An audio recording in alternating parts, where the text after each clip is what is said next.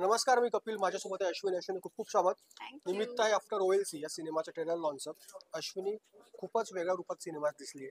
म्हणजे ही जी अश्विनी दिसते खूप ग्लॅमरस आहे आणि ट्रेलरमध्ये जी तुम्हाला दिसते तो खूपच वेगळी भूमिका आहे. काय सांगशील भूमिकेबद्दल? आणि सगळ्यात महत्त्वाचं पॅन इंडिया प्रोजेक्ट आहे. सो अर्थात मी मगाशी पण म्हणाले की ही माझी डेब्यू फिल्म होती ओ. जेव्हा मी साईन केली तेव्हा. आणि अर्थात मी बँगलोरला सेटल्ड आहे, त्यामुळे म्हणजे साऊथचे सिनेमा म्हणजे छोट्या सुरुवाती केल्या होत्या, पण as a feature film that was the first film. आणि जसं म्हणजे हा सिनेमा पॅन इंडिया, तसं माझं पण मग प्रवास सुरू झाला as a pan India artist. So या सिनेमा दरम्यानचा जो काळ गेला, म्हणजे अर्थात आम्ही शूटिंग करत होतो, पण त्या दरम्यान मी कन्नडा ऑलमोस्ट 5-6 फिल्म केल्या, त्याच्यानंतर मराठीमध्ये गेल्या. सो माझ्यासाठी ही फिल्म पहिली आणि खूप स्पेशल आहे. आपण जर का फ्लॅशबॅकमध्ये गेलो तर जानेवारीत सुरुवात झाली होती जिलेबी पासून आणि आता या वर्षाचा एंड होतोय आफ्टर OLC पासून. येस, हे वर्ष खूप खास म्हणावं लागेल तुझ्यासाठी. खूप खास आहे, कारण अजून पण सरप्राईजेस आहेत. हो, अजून आहे. म्हणजे हे वर्ष संपताना पण आहेत आणि वर्षाची सुरुवात पण एका सरप्राईजने होते. Wow. So I am so happy की म्हणजे माझ्यासाठी हे नवीन वर्ष पण चांगलं जाणार आहे या वर्षीसारखं परत.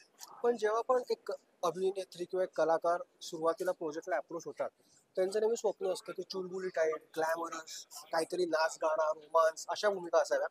पण तुझं मला अप्रूप वाटतं की तू ज्या पण भूमिका स्वीकारल्यास, म्हणजे जिलेबीची भूमिका तुझी कम्प्लीट ग्रे शेड असलेली होती, त्याच्या उलट ही भूमिका आहे. तर एक कलाकार म्हणून जेव्हा अशा भूमिका आपल्याला सुरुवातीच्या टप्प्यात मिळतात, तर आपण एक कलाकार म्हणून संपूर्ण असं वाटतं का तुला? खरं तर म्हणजे मला ॲज अ म्हणजे मी माणूस म्हणून जी आहे ना, तर मला लहानपणापासून एक आर्टिस्ट व्हायचं होतं. म्हणजे आणि मला आवड होती डान्सची, आणि camera was like my first love. So मग मी माझी सुरुवात मॉडेलिंगने केली. सो तिकडे असं असायचं ना नेहमी की अच्छा, तुम्ही सुंदर दिसता. So I have one different pageants and all. So तिथे माझी सुंदर दिसण्याची हौस भागली. पण नंतर मला जेव्हा मी ॲज अन आर्टिस्ट म्हणून माझ्या भूमिकांकडे बघते, तेव्हा मला असे रोल करायला जास्त आवडतं, कारण ते माझ्यासाठी चॅलेंजिंग असतात. खरं तर मला आत्तापर्यंत मी जी आहे किंवा माझं जे कॅरेक्टर आहे तशी त्याला साजेशी भूमिका अजूनही नाही मिळाली. हे मिळालं, मी खूप हॅपी आहे, कारण सावित्री आणि माझं पहिलं म्हणजे माझं पहिलं पदार्पण होतं, आणि त्यात अशी भूमिका साकारणे जिथे ऍक्च्युली जसं शिवानी पण म्हणाली की आम्हाला टोन डाऊन करायचं, म्हणजे सर्वच लाईक की मी नॉर्मल न मेकअप करता जरी कॅमेरा समोर उभे राहिले, जसं झालं की इसको थोड़ा सा डल करो, इसको और थोड़ा थोड़ा डल करो. आणि मला असं, सर मी अजून काय करू? तर नाही, तुम्ही असं नाही दिखणार. मला तेव्हा थोडस असं वाटायचं की अरे यार, म्हणजे मी लोकांना अशीच दिसणार आहे, हो, कारण तेव्हा ती पहिली फिल्म पहिली होती. फिल्म होती.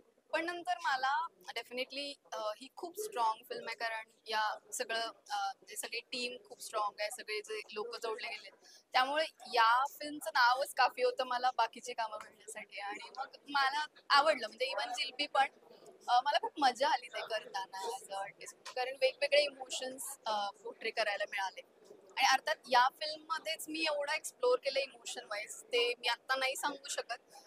पण तुम्हाला ते कळेल की माझी फर्स्ट हाफ असली, म्हणजे फर्स्ट हाफची भूमिका आणि नंतरची, त्यामुळे माझ्यासाठी म्हणजे ते खूप काम करताना मला खूप मजा आली आहे आर्टिस्ट. सिनेमाचा विषय पण खूप गंभीर आहे. हो गंभीर हो, विषयाला हात घालण्याचा प्रयत्न करण्यात आलेला आहे. अगदीच. तर काय लाईनवर नेमकी ही फिल्म जाते? म्हणजे काव्येशने मगाशी बोलताना तर सांगूनच टाकलं की हा आता फर्स्ट पार्ट आहे. सिनेमाचं नाव काय हे आहे हे तुम्हाला सेकंड पार्टला सेकंड कळेल. पार्ट मध्ये कळेल. येस. त्याबद्दल सो अर्थात नावाबद्दल किंवा फर्स्ट आणि सेकंड पार्ट बद्दल मी जास्त नाही बोलू शकणार. ते कवीच सांगेल तुम्हाला. पण येस, म्हणजे सॉरी, प्रश्न काय होता आपला की की सिनेमाचा गंभीर विषय हाताळला त्याला नेमकं हा, काय लाईनवरती आहे? येस, अर्थातच याच्यामध्ये नक्सलिझम दाखवलंय. आणि यामध्ये बऱ्याच पॅरलल स्टोरीज आहेत. सो त्यामध्ये एक जी माझी स्टोरी आहे, त्यामध्ये एक वेगळा गंभीर विषय हाताळलेला आहे. आणि जो आय फील की आपल्या समाजामध्ये ज्या स्त्रिया आहेत त्यांच्यावर अत्याचार होतात, त्या प्रत्येक स्त्रीचं इमोशन मी पोर्ट्रे करते. त्यामुळे माझ्यावरती खूप एक मोठी रिस्पॉन्सिबिलिटी होती, कारण असा सामाजिक विषय जो सेन्सिटिव्ह असतो तो हाताळणं खूपच चॅलेंजिंग असतं.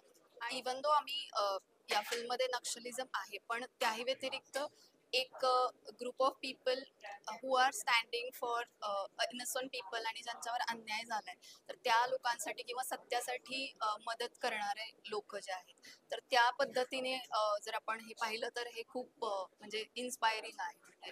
बरं, मला तुला एक विचारायचं, तू म्हटलीस की तू बंगलोरला शिफ्ट झाली कामानिमित्त. येस, तर कन्नड इंडस्ट्री की मराठी इंडस्ट्री, पहिलं प्रेम काय तुझं? Definitely Marathi industry.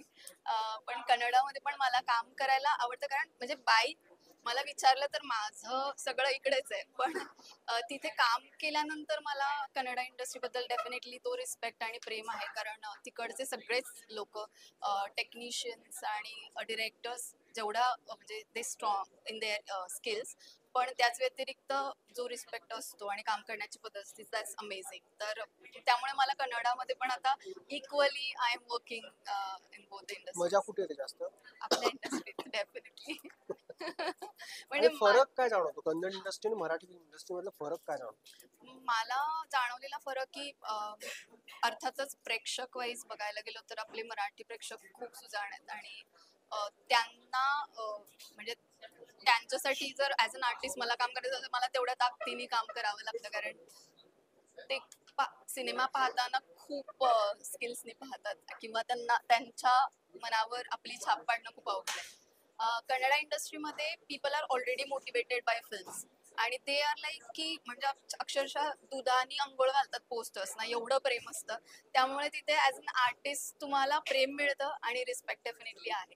आणि मला काय सांगा असं वाटेल की जे technically strong they are I like I have seen Vikram more sir for fights आणि जसे डिरेक्टर सर काम करतात वगैरे तर ते पण म्हणजे खूप म्हणजे कौतुकास्पद आहे. त्यामुळं मी तसं कम्पेअर नाही करू शकत दोन्हीकडे पॉझिटिव्ह आहेत पण मला खूप मजा येते काम करताना. Thank you so much Ashwini. Yes, वर्षाची सुरुवात गोड झाली होती, शेवट पण गोड होईल अशी आशा करूया. येस. आणि तुला खूप खूप शुभेच्छा. थँक्यू. Thank you so much.